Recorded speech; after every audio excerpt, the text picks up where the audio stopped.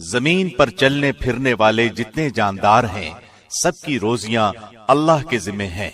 وہی ان کے رہنے سہنے کی جگہ کو جانتا ہے اور ان کے سونپے جانے کی جگہ کو بھی۔ سب کچھ واضح کتاب میں موجود ہے۔ اللہ ہی وہ ہے جس نے 6 دن میں آسمانوں اور زمین کو پیدا کیا، اور اس وقت اس کا عرش پانی پر تھا تاکہ وہ تمہیں آزمائے کہ تم میں سے اچھے عمل والا کون ہے۔ اگر آپ ان سے کہیں کہ تم لوگ مرنے کے بعد دوبارہ اٹھائے جاؤ گے تو کافر لوگ فوراً جواب دیں گے کہ یہ تو نرا صاف صاف جادو ہی ہے۔ اور اگر ہم ان سے عذاب کو گنی چنی مدت تک کے لیے پیچھے ڈال دیں تو وہ ضرور پکار اٹھیں گے کہ عذاب کو کون سی چیز روکے ہوئے ہے۔ سنو، جس دن وہ ان کے پاس آئے گا پھر ان سے ٹلنے والا نہیں، پھر تو جس کی ہنسی اڑا رہے تھے وہ انہیں گھیر لے گی۔ اگر ہم انسان کو اپنی کسی نعمت کا ذائقہ چکھا کر پھر اسے اس سے لے لیں تو وہ بہت ہی نا امید اور بڑا ہی ناشکرا بن جاتا ہے۔ اور اگر ہم اسے کوئی نعمت چکھائیں اس سختی کے بعد جو اسے پہنچ چکی تھی تو وہ کہنے لگتا ہے کہ بس برائیاں مجھ سے جاتی رہیں۔ یقیناً وہ بڑا ہی اترانے والا شیخی خور ہے۔ سوائے ان کے جو صبر کرتے ہیں اور نیک کاموں میں لگے رہتے ہیں، انہی لوگوں کے لیے بخشش ہے اور بہت بڑا اجر بھی۔ بس شاید کہ آپ اس وحی کے کسی حصے کو چھوڑ دینے والے ہیں جو آپ کی طرف نازل کی جاتی ہے، اور اس سے آپ کا دل تنگ ہے، صرف ان کافروں کی اس بات پر کہ اس پر کوئی خزانہ کیوں نہیں اترا یا اس کے ساتھ کوئی فرشتہ ہی آتا۔ سن لیجئے، آپ تو صرف ڈرانے والے ہی ہیں اور ہر چیز کا ذمہ دار اللہ ہے۔ کیا وہ کہتے ہیں کہ اس قرآن کو اسی نے گھڑا ہے؟ جواب دیجئے کہ پھر تم بھی اس کے مثل 10 سورتیں گھڑی ہوئی لے آؤ، اور اللہ کے سوا جسے چاہو اپنے ساتھ بلا بھی لو اگر تم سچے ہو۔ پھر اگر وہ تمہاری اس بات کو قبول نہ کریں تو تم یقین سے جان لو کہ یہ قرآن اللہ کے علم کے ساتھ اتارا گیا ہے، اور یہ کہ اللہ کے سوا کوئی معبود نہیں۔ پس کیا تم مسلمان ہوتے ہو؟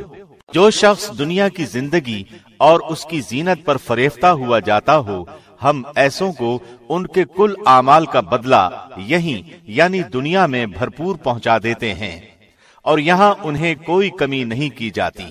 ہاں، یہی وہ لوگ ہیں جن کے لیے آخرت میں سوائے آگ کے اور کچھ نہیں، اور جو کچھ انہوں نے دنیا میں بنایا ہے سب اکارت جائے گا، اور جو عمل وہ کرتے رہے سب برباد ہونے والے ہیں۔ کیا وہ شخص جو اپنے رب کی جانب سے روشن دلیل پر ہو اور اس کے ساتھ اللہ کی طرف سے ایک گواہ ہو جو اسے پڑھ کر سنائے، اور اس سے پہلے موسیٰ کی کتاب گواہ ہو جو پیشوا اور رحمت ہے، اوروں کے برابر ہو سکتا ہے؟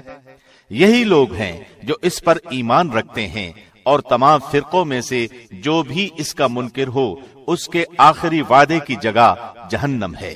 بس تو اس میں کسی قسم کے شک میں نہ رہ، یقیناً یہ تیرے رب کی جانب سے سراسر برحق ہے، لیکن اکثر لوگ ایمان لانے والے نہیں ہوتے۔ اس سے بڑھ کر ظالم کون ہوگا جو اللہ پر جھوٹ باندھے؟ یہ لوگ اپنے رب کے سامنے پیش کیے جائیں گے اور سارے گواہ کہیں گے کہ یہ وہ لوگ ہیں جنہوں نے اپنے رب پر جھوٹ باندھا۔ خبردار ہو کہ اللہ کی لعنت ہے ظالموں پر، جو اللہ کی راہ سے روکتے ہیں اور اس میں کجی تلاش کرتے ہیں، یہی آخرت کے منکر ہیں۔ نہ یہ لوگ دنیا میں اللہ کو ہرا سکے اور نہ اللہ کے سوا ان کا کوئی حمایتی ہے۔ ان کو دگنا عذاب دیا جائے گا۔ نہ یہ سننے کی طاقت رکھتے تھے اور نہ یہ دیکھتے ہی تھے۔ یہی لوگ ہیں جنہوں نے اپنا نقصان آپ کر لیا، اور وہ سب کچھ ان سے کھو گیا جو انہوں نے گھڑ رکھا تھا۔ بے شک یہی لوگ آخرت میں نقصان اٹھانے والے ہوں گے۔ یقیناً جو لوگ ایمان لائے اور انہوں نے کام بھی نیک کیے اور اپنے پالنے والے کی طرف جھکتے رہے، وہی جنت میں جانے والے ہیں جہاں وہ ہمیشہ ہی رہنے والے ہیں۔ دونوں فرقوں یعنی مومن اور کافر کی مثال اندھے بہرے اور دیکھنے سننے والے جیسی ہے۔ کیا یہ دونوں مثال میں برابر ہیں؟ کیا پھر بھی تم نصیحت حاصل نہیں کرتے؟ یقیناً ہم نے نوح کو اس کی قوم کی طرف رسول بنا کر بھیجا کہ میں تمہیں صاف صاف ڈرانے والا ہوں کہ تم صرف اللہ ہی کی عبادت کرو، مجھے تو تم پر دردناک دن کے عذاب کا خوف ہے۔ اس کی قوم کے کافر سرداروں نے جواب دیا کہ ہم تو تجھے اپنے جیسا انسان ہی دیکھتے ہیں اور تیرے تابعداروں کو بھی ہم سرسری نظر میں رذیل ہی دیکھتے ہیں، ہم تو تمہاری کسی قسم کی برتری اپنے اوپر نہیں دیکھ رہے بلکہ ہم تو تمہیں جھوٹا سمجھ رہے ہیں۔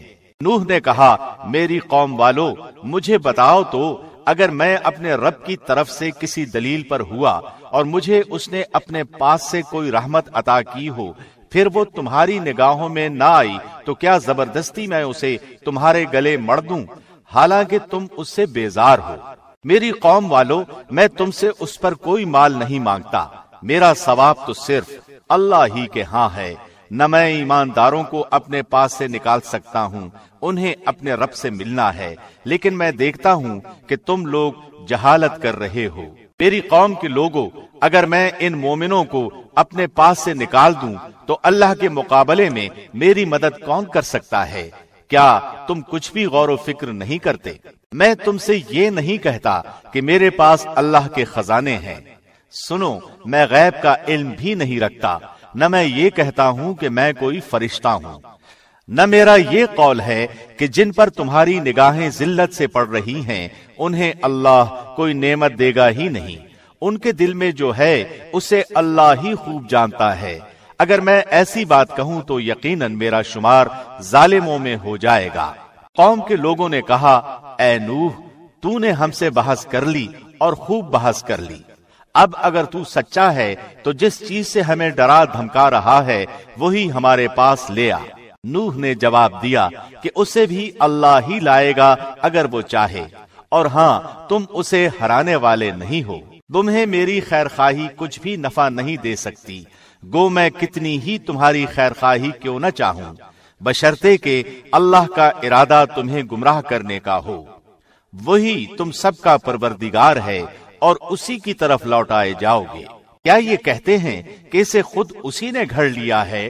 تو جواب دے کہ اگر میں نے اسے گھڑ لیا ہو تو میرا گناہ مجھ پر ہے اور میں ان گناہوں سے بری ہوں جو تم کر رہے ہو۔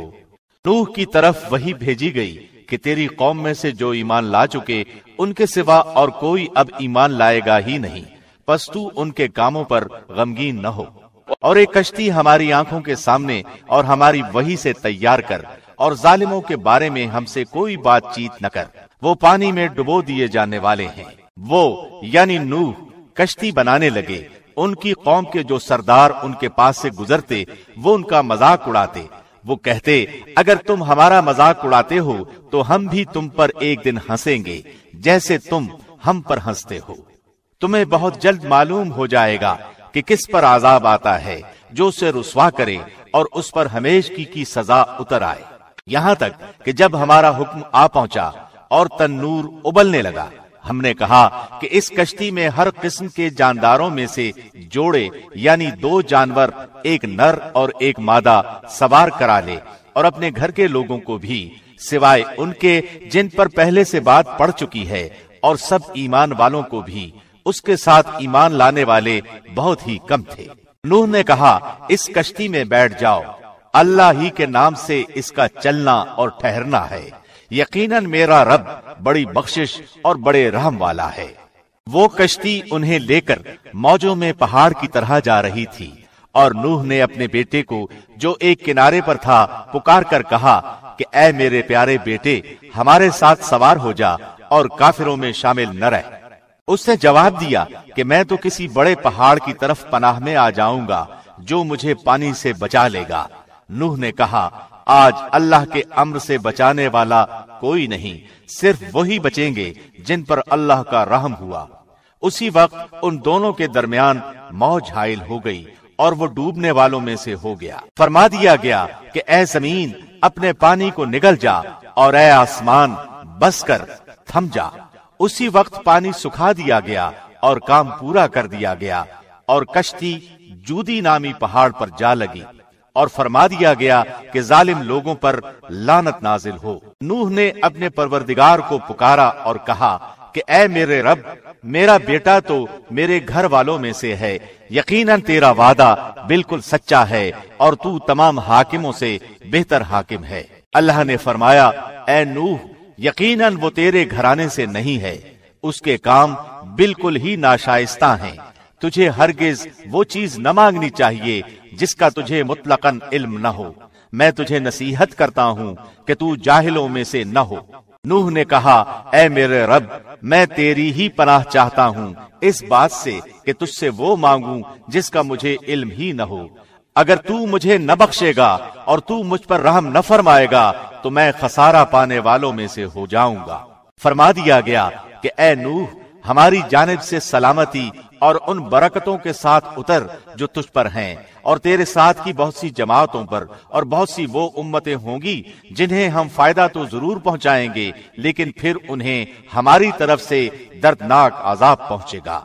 ये खबरें गैब की खबरों में से हैं जिनकी वही हम आपकी तरफ करते हैं। उन्हें इससे पहले आप जानते थे और न आपकी कौम, इसलिए आप सब्र करते रहिए। यकीन मानिए कि अंजाम कार परहेजगारों ही के लिए है। हमने कौम आद की तरफ उनके भाई हूद को भेजा। उसने कहा, मेरी कौम वालों, अल्लाह ही की इबादत करो, उसके सिवा तुम्हारा कोई माबूद नहीं, तुम तो सिर्फ बुहतान बांध रहे हो। ऐ मेरी कौम, मैं तुमसे इस तबलीग की कोई उजरत नहीं मांगता, मेरा अज्र उसके जिम्मे है जिसने मुझे पैदा किया है, तो क्या फिर भी तुम अक्ल से काम नहीं लेते? ऐ मेरी कौम के लोगों, तुम अपने पालने वाले से अपने गुनाहों की मुआफी तलब करो और उसकी जनाब में तौबा करो, ताकि वो बरसने वाले बादल तुम पर भेज दे और तुम्हारी ताकत पर और ताकत कुव्वत बढ़ा दे, और तुम मुजरिम बनकर मत रूगर्दानी करो। उन्होंने कहा, ऐ हूद, तू हमारे पास कोई दलील तो लाया नहीं, और हम सिर्फ तेरे कहने से अपने माबूदों को छोड़ने वाले नहीं, और न हम तुझ पर ईमान लाने वाले हैं, बल्कि हम तो यही कहते हैं, हमारे किसी माबूद ने तुझे आसे पहुंचाकर दीवाना कर दिया है। उसने जवाब दिया कि मैं अल्लाह को गवाह करता हूँ और तुम भी गवाह रहो कि मैं तो अल्लाह के सिवा उन सब से बेजार हूँ जिन्हें तुम शरीक बना रहे हो।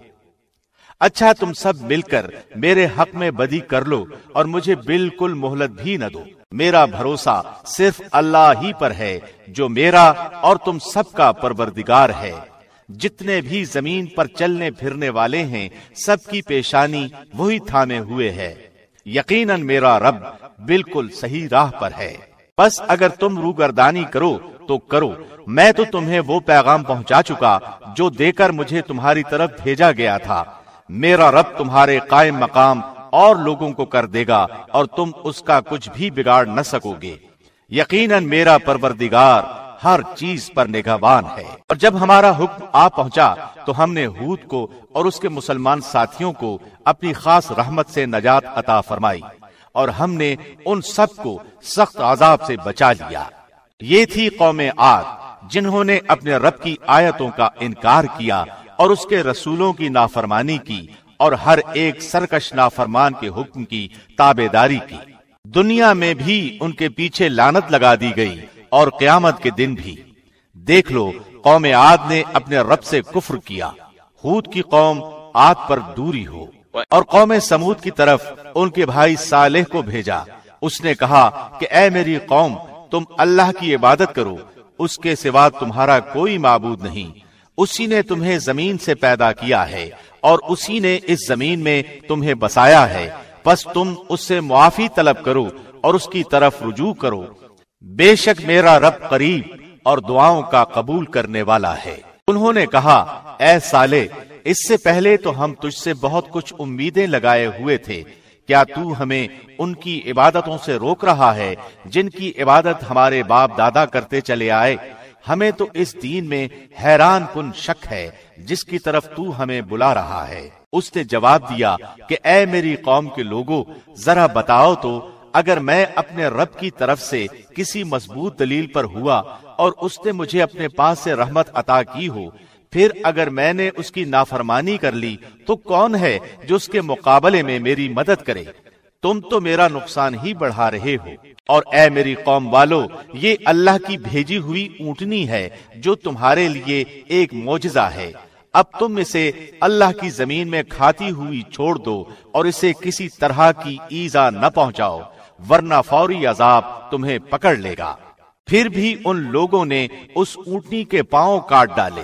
اس پر صالح نے کہا کہ اچھا تم اپنے گھروں میں 3 دن تک تو رہ سہ لو، یہ وعدہ جھوٹا نہیں ہے۔ پھر جب ہمارے عذاب کا حکم آ پہنچا تو ہم نے صالح کو اور ان پر ایمان لانے والوں کو اپنی رحمت سے اس عذاب سے بھی بچا لیا اور اس دن کی رسوائی سے بھی۔ یقیناً تیرا رب نہایت قوی اور غالب ہے۔ اور ظالموں کو بڑے زور کی چنگھاڑ نے آ دبوچا، پھر تو وہ اپنے گھروں میں اوندھے پڑے ہوئے رہ گئے، ایسے کہ گویا وہ وہاں کبھی آباد ہی نہ تھے۔ آگاہ رہو کہ قوم سمود نے اپنے رب سے کفر کیا، سن لو ان سمودیوں پر پھٹکار ہے۔ اور ہمارے بھیجے ہوئے پیغمبر ابراہیم کے پاس خوشخبری لے کر پہنچے اور سلام کہا، انہوں نے بھی جواب سلام دیا اور بغیر کسی تاخیر کے گائے کا بھنا ہوا بچڑا لے آئے۔ اب جو دیکھا کہ ان کے تو ہاتھ بھی اس کی طرف نہیں پہنچ رہے تو انہیں انجان پا کر دل ہی دل میں ان سے خوف کرنے لگے۔ انہوں نے کہا، ڈرو نہیں، ہم تو قوم لوط کی طرف بھیجے گئے ہیں۔ اس کی بیوی جو کھڑی ہوئی تھی وہ ہنس پڑی تو ہم نے اسے اسحاق کی اور اسحاق کے بعد یعقوب کی خوشخبری دی۔ وہ کہنے لگی، ہائے میری کم بختی، میرے ہاں اولاد کیسے ہو سکتی ہے؟ میں خود بڑھیا اور یہ میرے خاوند بھی بہت بڑی عمر کے ہیں، یہ تو یقیناً بڑی عجیب بات ہے۔ فرشتوں نے کہا، کیا تو اللہ کی قدرت سے تعجب کر رہی ہے؟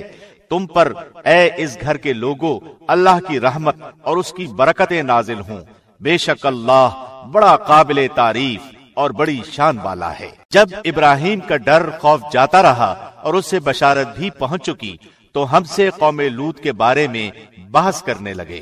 یقیناً ابراہیم بہت تحمل والے، نرم دل اور اللہ کی جانب جھکنے والے تھے۔ اے ابراہیم، اس خیال کو چھوڑ دیجئے، آپ کے رب کا حکم آ پہنچا ہے اور ان پر نہ ٹلنے والا عذاب ضرور آنے والا ہے۔ جب ہمارے بھیجے ہوئے فرشتے لوط کے پاس پہنچے تو وہ ان کی وجہ سے بہت غمگین ہو گئے اور دل ہی دل میں کہنے لگے اور کہنے لگے کہ آج کا دن بڑی مصیبت کا دن ہے۔ اور اس کی قوم دوڑتی ہوئی اس کے پاس آ پہنچی، وہ تو پہلے ہی سے بدکاریوں میں مبتلا تھی۔ لوط نے کہا، اے قوم کے لوگوں، یہ ہیں میری بیٹیاں جو تمہارے لیے بہت ہی پاکیزہ ہیں، اللہ سے ڈرو اور مجھے میرے مہمانوں کے بارے میں رسوا نہ کرو، کیا تم میں ایک بھی بھلا آدمی نہیں؟ انہوں نے جواب دیا کہ تو بخوبی جانتا ہے کہ ہمیں تو تیری بیٹیوں پر کوئی حق نہیں ہے اور تو ہماری اصلی چاہت سے بخوبی واقف ہے۔ لوط نے کہا، کاش کہ مجھ میں تم سے مقابلہ کرنے کی قوت ہوتی یا میں کسی زبردست کا آسرا پکڑ پاتا۔ اب فرشتوں نے کہا، اے لوط، ہم تیرے پروردگار کے بھیجے ہوئے ہیں، ناممکن ہے کہ یہ تجھ تک پہنچ جائیں، پس تو اپنے گھر والوں کو لے کر کچھ رات رہے نکل کھڑا ہو۔ تم میں سے کسی کو مڑ کر بھی نہ دیکھنا چاہیے بجز تیری بیوی کے، اس لیے کہ اسے بھی وہی پہنچنے والا ہے جو ان سب کو پہنچے گا۔ یقیناً ان کے وعدے کا وقت صبح کا ہے، کیا صبح بالکل قریب نہیں؟ پھر جب ہمارا حکم آ پہنچا تو ہم نے اس بستی کو زیر و زبر کر دیا، اوپر کا حصہ نیچے کر دیا اور ان پر کنکریلے پتھر برسائے جو تہ بتہ تھے۔ تیرے رب کی طرف سے نشان زدہ تھے اور وہ ان ظالموں سے کچھ بھی دور نہ تھے۔ اور ہم نے مدین والوں کی طرف ان کے بھائی شعیب کو بھیجا، اس نے کہا، اے میری قوم، اللہ کی عبادت کرو، اس کے سوا تمہارا کوئی معبود نہیں، اور تم ناپ تول میں بھی کمی نہ کرو۔ میں تو تمہیں آسودہ حال دیکھ رہا ہوں اور مجھے تم پر گھیرنے والے دن کے عذاب کا خوف بھی ہے۔ اے میری قوم، ناپ تول انصاف کے ساتھ پوری کرو، لوگوں کو ان کی چیزیں کم نہ دو اور زمین میں فساد اور خرابی نہ مچاؤ۔ اللہ کا حلال کیا ہوا جو بچ رہے تمہارے لیے بہت ہی بہتر ہے اگر تم ایماندار ہو۔ میں تم پر کچھ نگہبان اور داروغہ نہیں ہوں۔ انہوں نے جواب دیا کہ اے شعیب، کیا تیری نماز تجھے یہی حکم دیتی ہے کہ ہم اپنے باپ دادوں کے معبودوں کو چھوڑ دیں اور ہم اپنے مالوں میں جو کچھ چاہیں اس کا کرنا بھی چھوڑ دیں؟ تو بڑا ہی باوقار اور نیک چلن آدمی ہے۔ شعیب نے کہا، اے میری قوم، دیکھو تو اگر میں اپنے رب کی طرف سے روشن دلیل لیے ہوئے ہوں اور اس نے مجھے اپنے پاس سے بہترین روزی دے رکھی ہے، میرا یہ ارادہ بالکل نہیں کہ تمہارا خلاف کر کے خود اس چیز کی طرف جھک جاؤں جس سے تمہیں روک رہا ہوں۔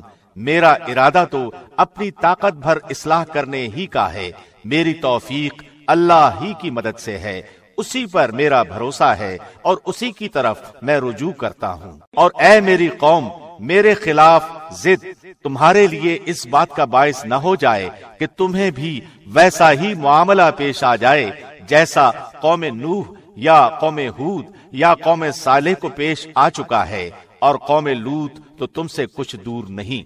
تم اپنے رب سے استغفار کرو اور اس کی طرف توجہ کرو، یقین مانو کہ میرا رب بڑی مہربانی والا اور بہت محبت کرنے والا ہے۔ انہوں نے کہا، اے شعیب، تیری اکثر باتیں تو ہماری سمجھ میں ہی نہیں آتی، اور ہم تو تجھے اپنے اندر بہت کمزور پاتے ہیں۔ اگر تیرے قبیلے کا خیال نہ ہوتا تو ہم تجھے سنگسار کر دیتے، اور ہم پر تمہارا دباؤ تو ہے ہی نہیں۔ انہوں نے جواب دیا کہ اے میری قوم کے لوگوں، کیا تمہارے نزدیک میرے قبیلے کے لوگ اللہ سے بھی زیادہ ذی عزت ہیں کہ تم نے اسے پسے پشت ڈال دیا ہے؟ یقیناً میرا رب جو کچھ تم کر رہے ہو سب کو گھیرے ہوئے ہے۔ اے قومی بھائیو، اب تم اپنی جگہ عمل کیے جاؤ، میں بھی عمل کر رہا ہوں۔ تمہیں ان قریب معلوم ہو جائے گا کہ کس کے پاس وہ عذاب آتا ہے جو اسے رسوا کر دے، اور کون ہے جو جھوٹا ہے۔ تم انتظار کرو، میں بھی تمہارے ساتھ منتظر ہوں۔ جب ہمارا حکم عذاب آ پہنچا، ہم نے شعیب کو اور ان کے ساتھ تمام مومنوں کو اپنی خاص رحمت سے نجات بخشی، اور ظالموں کو سخت چنگھاڑ نے آ پکڑا جس سے وہ اپنے گھروں میں اوندھے پڑے رہ گئے، گویا کہ وہ ان گھروں میں کبھی بسے ہی نہ تھے۔ آگاہ رہو، مدین والوں کے لیے بھی ویسی ہی پھٹکار ہے جیسی پھٹکار سمود پر پڑی، اور یقیناً ہم نے ہی موسیٰ کو اپنی آیات اور روشن دلیلوں کے ساتھ بھیجا تھا فرعون اور اس کے سرداروں کی طرف۔ پھر بھی ان لوگوں نے فرعون کے احکام کی پیروی کی، اور فرعون کا کوئی حکم درست تھا ہی نہیں۔ وہ تو قیامت کے دن اپنی قوم کا پیش رو ہو کر ان سب کو دوزخ میں جا کھڑا کرے گا۔ وہ بہت ہی برا گھاٹ ہے جس پر لا کھڑے کیے جائیں گے۔ ان پر تو اس دنیا میں بھی لعنت چپکا دی گئی، اور قیامت کے دن بھی برا انعام ہے جو دیا گیا۔ بستیوں کی یہ بعض خبریں جنہیں ہم تیرے سامنے بیان فرما رہے ہیں، ان میں سے بعض تو موجود ہیں اور بعض کی فصل کٹ گئی ہے۔ ہم نے ان پر کوئی ظلم نہیں کیا، لیکن خود انہوں نے ہی اپنے آپ پر ظلم کیا۔ اور جب تیرے رب کا حکم آ گیا تو ان کے ان معبودوں نے انہیں کوئی فائدہ نہ پہنچایا جنہیں وہ اللہ کے سوا پکارا کرتے تھے، بلکہ ان کے معبودوں نے ان کی تباہی و بربادی میں کچھ اضافہ ہی کیا۔ تیرے پروردگار کی پکڑ کا یہی طریقہ ہے جبکہ وہ بستیوں کے رہنے والے ظالموں کو پکڑتا ہے، بے شک اس کی پکڑ دکھ دینے والی اور نہایت سخت ہے۔ یقیناً اس میں ان لوگوں کے لیے نشان عبرت ہے جو قیامت کے عذاب سے ڈرتے ہیں۔ وہ دن جس میں سب لوگ جمع کیے جائیں گے، اور وہ دن ہے جس میں سب حاضر کیے جائیں گے۔ اسے ہم جو ملتوی کرتے ہیں تو وہ صرف ایک مدت معین تک ہے۔ جس دن وہ آ جائے گی، مجال نہ ہوگی کہ اللہ کی اجازت کے بغیر کوئی بات بھی کر لے، سو ان میں کوئی بدبخت ہوگا اور کوئی نیک بخت۔ لیکن جو بدبخت ہوئے وہ دوزخ میں ہوں گے، وہاں چیخیں گے، چلائیں گے۔ وہ وہیں ہمیشہ رہنے والے ہیں جب تک آسمان و زمین برقرار رہیں، سوائے اس وقت کے جو تمہارا رب چاہے۔ یقیناً تیرا رب جو کچھ چاہے کر گزرتا ہے۔ لیکن جو نیک بخت کیے گئے وہ جنت میں ہوں گے، جہاں ہمیشہ رہیں گے جب تک آسمان و زمین باقی رہے، مگر جو تیرا پروردگار چاہے۔ یہ کبھی ختم نہ ہونے والی بخشش ہے۔ اس لیے آپ ان چیزوں سے شک شبہ میں نہ رہیں جنہیں وہ لوگ پوج رہے ہیں۔ ان کی پوجا تو اس طرح ہے جس طرح ان کے باپ دادوں کی اس سے پہلے تھی۔ ہم ان سب کو ان کا پورا حصہ بغیر کسی کمی کے دینے والے ہی ہیں۔ یقیناً ہم نے موسیٰ کو کتاب دی، پھر اس میں اختلاف کیا گیا۔ اگر پہلے ہی آپ کے رب کی بات صادر نہ ہو گئی ہوتی تو یقیناً ان کا فیصلہ کر دیا جاتا۔ انہیں تو اس میں سخت شبہ ہے۔ یقیناً ان میں سے ہر ایک کو آپ کا رب اس کے اعمال کا پورا پورا بدلہ دے گا۔ بے شک وہ جو کچھ کر رہے ہیں ان اعمال سے وہ باخبر ہے۔ بس آپ جمے رہیے جیسا کہ آپ کو حکم دیا گیا ہے، اور وہ لوگ بھی جو آپ کے ساتھ توبہ کر چکے ہیں۔ خبردار تم حد سے نہ بڑھنا، اللہ تمہارے تمام اعمال کو دیکھنے والا ہے۔ دیکھو ظالموں کی طرف ہرگز نہ جھکنا، ورنہ تمہیں بھی دوزخ کی آگ لگ جائے گی، اور اللہ کے سوا تمہارا اور کوئی مددگار نہ ہوگا، اور نہ تم مدد دیے جاؤ گے۔ دن کے دونوں سروں یعنی صبح اور شام کے اوقات میں نماز قائم کیجیے، اور رات کی کئی ساعتوں میں بھی۔ یقیناً نیکیاں برائیوں کو دور کر دیتی ہیں۔ یہ نصیحت ہے نصیحت پکڑنے والوں کے لیے۔ آپ صبر کرتے رہیے، یقیناً اللہ نیکی کرنے والوں کا اجر ضائع نہیں کرتا۔ کیوں نہ تم سے پہلے زمانے کے لوگوں میں سے ایسے اہل خیر لوگ ہوئے جو زمین میں فساد پھیلانے سے روکتے، سوائے ان چند کے جنہیں ہم نے ان میں سے نجات دی تھی۔ ظالم لوگ تو اس چیز کے پیچھے پڑ گئے جس میں انہیں آسودگی دی گئی تھی، اور وہ گناہگار تھے۔ آپ کا رب ایسا نہیں کہ کسی بستی کو ظلم سے ہلاک کر دے جبکہ وہاں کے لوگ نیکوکار ہوں۔ اگر آپ کا پروردگار چاہتا تو سب لوگوں کو ایک ہی امت بنائے رکھتا، وہ تو برابر اختلاف کرتے ہی رہیں گے، مگر جن پر آپ کا رب رحم فرمائے، اسی لیے تو اس نے انہیں پیدا کیا ہے۔ اور آپ کے رب کی یہ بات پوری ہو گئی کہ میں جہنم کو جنوں اور انسانوں سب سے بھر دوں گا۔ رسولوں کے سب احوال ہم آپ کے سامنے آپ کے دل کی تسکین کے لیے بیان فرما رہے ہیں۔ آپ کے پاس اس صورت میں بھی حق پہنچ چکا جو نصیحت و واعظ ہے مومنوں کے لیے۔ ایمان نہ لانے والوں سے کہہ دیجئے کہ تم اپنے طور پر عمل کیے جاؤ، ہم بھی عمل میں مشغول ہیں، اور تم بھی انتظار کرو، ہم بھی منتظر ہیں۔ آسمانوں اور زمین کا علم غیب اللہ ہی کو ہے، تمام کاموں کا رجوع بھی اسی کی جانب ہے، لہذا اسی کی عبادت کریں اور اسی پر بھروسہ رکھیں، اور تم جو کچھ کر رہے ہو اس سے تمہارا رب غافل نہیں ہے۔ شروع اللہ کے نام سے جو بڑا مہربان نہایت رحم کرنے والا ہے۔ الف لام را، یہ روشن کتاب کی آیتیں ہیں۔ یقیناً ہم نے اس کتاب کو عربی قرآن بنا کر نازل فرمایا ہے تاکہ تم سمجھ سکو۔ ہم آپ کے سامنے بہترین بیان پیش کرتے ہیں اس قرآن سے جو ہم نے آپ کی جانب وحی کے ذریعے نازل کیا ہے، اور یقیناً آپ اس سے پہلے بے خبروں میں سے تھے۔ جب یوسف نے اپنے باپ سے ذکر کیا کہ ابا جی، میں نے 11 ستاروں اور سورج چاند کو خواب میں دیکھا ہے کہ وہ سب مجھے سجدہ کر رہے ہیں، یعقوب نے کہا، پیارے بچے، اپنے اس خواب کا ذکر اپنے بھائیوں سے نہ کرنا، ایسا نہ ہو کہ وہ تیرے ساتھ کوئی فریب کاری کرے۔ شیطان تو انسان کا کھلا دشمن ہے، اور اسی طرح تجھے تیرا پروردگار برگزیدہ کرے گا، اور تجھے معاملہ فہمی یعنی خوابوں کی تعبیر بھی سکھائے گا، اور اپنی نعمت تجھے بھرپور عطا فرمائے گا۔ اور یعقوب کے گھر والوں کو بھی جیسے کہ اس نے اس سے پہلے تیرے دادا اور پردادا یعنی ابراہیم و اسحاق کو بھی بھرپور اپنی نعمت دی۔ یقیناً تیرا رب بہت بڑے علم والا اور زبردست حکمت والا ہے۔ یقیناً یوسف اور اس کے بھائیوں میں دریافت کرنے والوں کے لیے بڑی بڑی نشانیاں ہیں۔ جبکہ انہوں نے کہا کہ یوسف اور اس کا بھائی بنسبت ہمارے باپ کو بہت زیادہ پیارا ہے، حالانکہ ہم طاقتور جماعت ہیں، کوئی شک نہیں کہ ہمارے ابا سری غلطی میں ہیں۔ یوسف کو تو مار ہی ڈالو یا اسے کسی نامعلوم جگہ پھینک دو کہ تمہارے والد کا رخ صرف تمہاری طرف ہی ہو جائے، اس کے بعد تم نیک ہو جانا۔ ان میں سے ایک نے کہا، یوسف کو قتل تو نہ کرو، بلکہ اسے کسی اندھے کنویں کی تہ میں ڈالاؤ کہ کہ اسے کوئی آتا جاتا قافلہ اٹھا لے جائے، اگر تمہیں کرنا ہی ہے تو یوں کرو۔ انہوں نے کہا، ابا آخر آپ یوسف کے بارے میں ہم پر اعتبار کیوں نہیں کرتے؟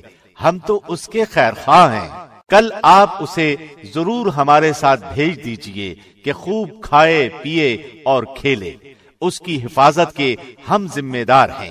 یعقوب نے کہا، اسے تمہارا لے جانا مجھے تو سخت صدمہ دے گا، اور مجھے یہ بھی کھٹکا لگا رہے گا کہ تمہاری غفلت میں اسے بھیڑیا کھا جائے۔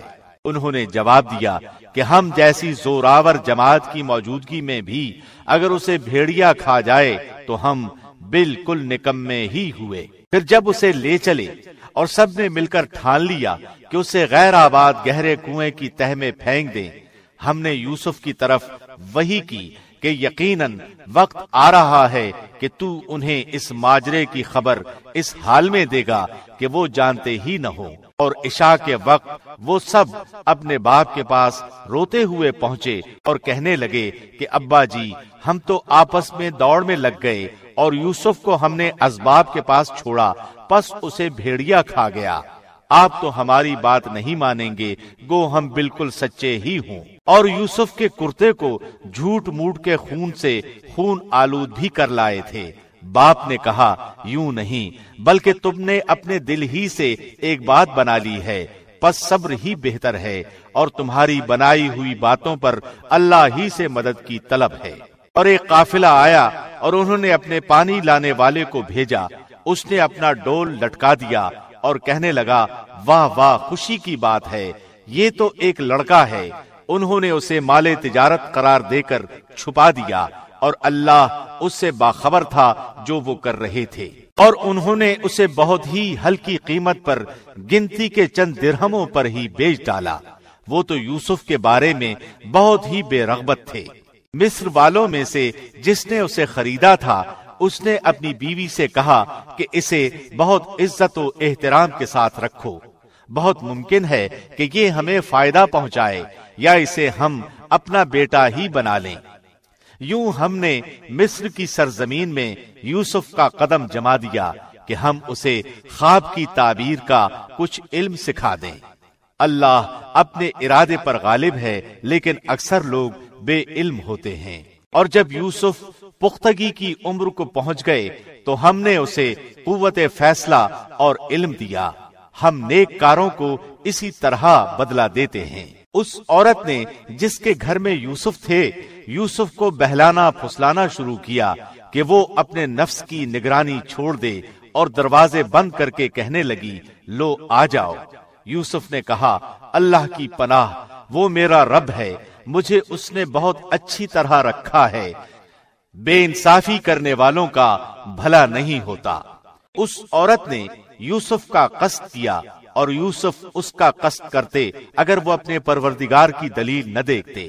یوں ہی ہوا تاکہ ہم اس سے برائی اور بے حیائی دور کر دیں، بے شک وہ ہمارے چنے ہوئے بندوں میں سے تھا۔ اور دونوں دروازے کی طرف دوڑے، اور اس عورت نے یوسف کا کرتا پیچھے کی طرف سے کھینچ کر پھاڑ ڈالا، اور دروازے کے پاس ہی عورت کا شوہر دونوں کو مل گیا تو کہنے لگی، جو شخص تیری بیوی کے ساتھ برا ارادہ کرے، بس اس کی سزا یہی ہے کہ اسے قید کر دیا جائے یا اور کوئی دردناک سزا دی جائے۔ یوسف نے کہا، یہ عورت ہی مجھے پھسلا رہی تھی، اور عورت کے قبیلے ہی کے ایک شخص نے گواہی دی کہ اگر اس کا کرتا آگے سے پھٹا ہوا ہو تو عورت سچی ہے اور یوسف جھوٹ بولنے والوں میں سے ہے، اور اگر اس کا کرتا پیچھے کی جانب سے پھٹا ہوا ہو تو عورت جھوٹی ہے اور یوسف سچوں میں سے ہے۔ سو جب خامد نے دیکھا کہ یوسف کا کرتا پیٹھ کی جانب سے پھٹا ہوا ہے تو صاف کہہ دیا کہ یہ تو تم عورتوں کی چال بازی ہے، بے شک تمہاری چال بازی بہت بڑی ہے۔ یوسف، اب اس بات کو جانے دو، اور اے عورت، تو اپنے گناہ سے توبہ کر، بے شک تو گناہگاروں میں سے ہے۔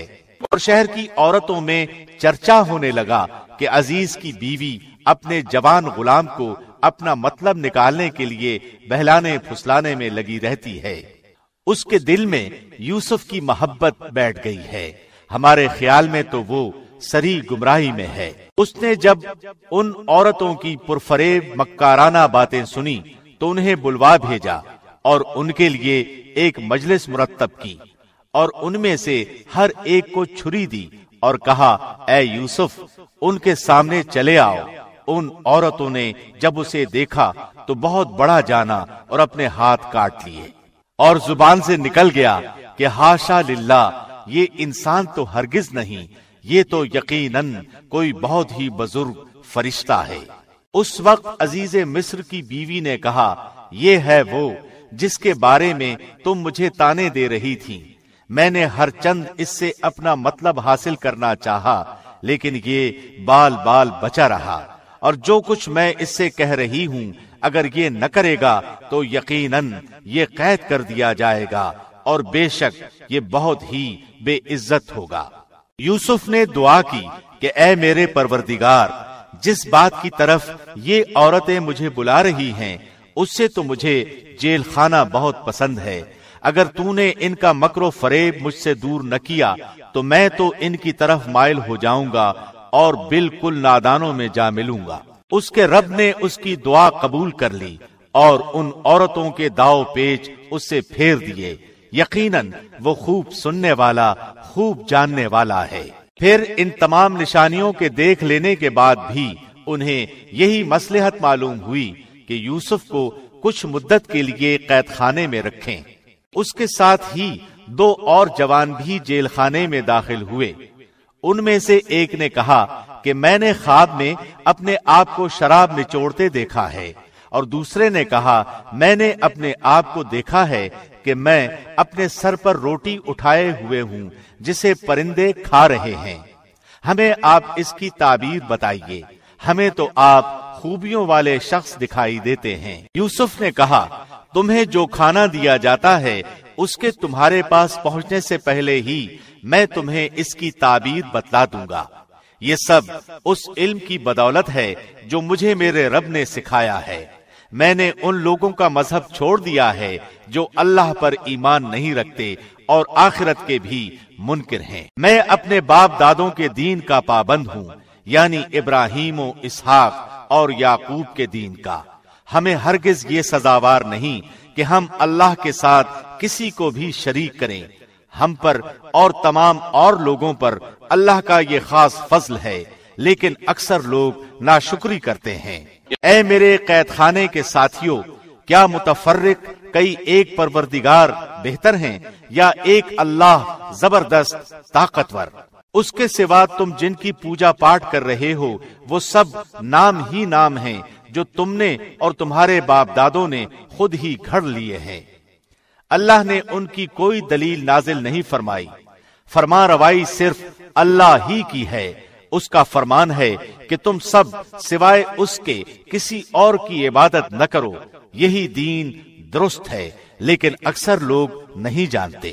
اے میرے قید خانے کے رفیقوں، تم دونوں میں سے ایک تو اپنے بادشاہ کو شراب پلانے پر مقرر ہو جائے گا، لیکن دوسرا سولی دیا جائے گا اور پرندے اس کا سر نوچ نوچ کھائیں گے۔ تم دونوں جس کے بارے میں تحقیق کر رہے تھے اس کام کا فیصلہ کر دیا گیا، اور جس کی نسبت یوسف کا گمان تھا کہ ان دونوں میں سے یہ چھوٹ جائے گا، اس سے کہا کہ اپنے بادشاہ سے میرا ذکر بھی کر دینا۔ پھر اسے شیطان نے اپنے بادشاہ سے ذکر کرنا بھلا دیا، اور یوسف نے کئی سال قید خانے ہی میں کاٹے۔ بادشاہ نے کہا میں نے خواب میں دیکھا ہے کہ 7 موٹی تازی فربا گائیں ہیں جن کو 7 لاغر دبلی پتلی گائیں کھا رہی ہیں، اور 7 بالیاں ہیں ہری ہری، اور دوسری 7 بالکل خشک۔ اے درباریوں، میرے اس خواب کی تعبیر بتلاؤ اگر تم خواب کی تعبیر دے سکتے ہو۔ انہوں نے جواب دیا کہ یہ تو اڑتے اڑاتے پریشان خواب ہیں، اور ایسے شوریدہ پریشان خوابوں کی تعبیر جاننے والے ہم نہیں۔ ان 2 قیدیوں میں سے جو رہا ہوا تھا اسے مدت کے بعد یاد آ گیا اور کہنے لگا میں تمہیں اس کی تعبیر بتلا دوں گا، مجھے جانے کی اجازت دیجیے۔ اے یوسف، اے بہت بڑے سچے، آپ ہمیں اس خواب کی تعبیر بتلائیے کہ 7 موٹی تازی گائیں ہیں جنہیں 7 دبلی پتلی گائیں کھا رہی ہیں اور 7 بالکل سبز خوشیں ہیں اور 7 ہی دوسرے بھی بالکل خشک ہیں، تاکہ میں واپس جا کر ان لوگوں سے کہوں تاکہ وہ سب جان لیں۔ یوسف نے جواب دیا کہ تم 7 سال تک پے در پے لگاتار حسب عادت غلہ بویا کرنا اور فصل کاٹ کر اسے بالیوں سمیت ہی رہنے دینا، سوائے اپنے کھانے کی تھوڑی سی مقدار کے۔ اس کے بعد 7 سال نہایت سخت قحط کے آئیں گے، وہ اس غلے کو کھا جائیں گے جو تم نے ان کے لیے ذخیرہ رکھ چھوڑا تھا، سوائے اس تھوڑے سے کے جو تم محفوظ کر کے رکھو گے۔ اس کے بعد جو سال آئے گا اس میں لوگوں پر خوب بارش برسائی جائے گی اور وہ اس میں شیرہ انگور بھی خوب نچوڑیں گے۔ اور بادشاہ نے کہا یوسف کو میرے پاس لاؤ۔ جب قاصد یوسف کے پاس پہنچا تو انہوں نے کہا اپنے بادشاہ کے پاس واپس جا اور اس سے پوچھ کہ ان عورتوں کا حقیقی واقعہ کیا ہے جنہوں نے اپنے ہاتھ کاٹ لیے تھے۔ ان کے ہیلے کو صحیح طور پر جاننے والا میرا پروردگار ہی ہے۔ بادشاہ نے پوچھا اے عورتوں، اس وقت کا صحیح واقعہ کیا ہے جب تم داؤ فریب کر کے یوسف کو اس کی دلی منشا سے بہکانا چاہتی تھی؟ انہوں نے صاف جواب دیا کہ معاذ اللہ، ہم نے یوسف میں کوئی برائی نہیں پائی۔ پھر تو عزیز کی بیوی بھی بول اٹھی کہ اب تو حق سچ واضح ہو گیا ہے، میں نے ہی اسے ورغلایا تھا اس کے جی سے، اور یقیناً وہ سچوں میں سے ہے۔ یوسف نے کہا یہ اس واسطے کہ عزیز جان لے کہ میں نے اس کی پیٹھ پیچھے اس کی خیانت نہیں کی، اور یہ بھی کہ اللہ دغا بازوں کے ہتھ کنڈے چلنے نہیں دیتا۔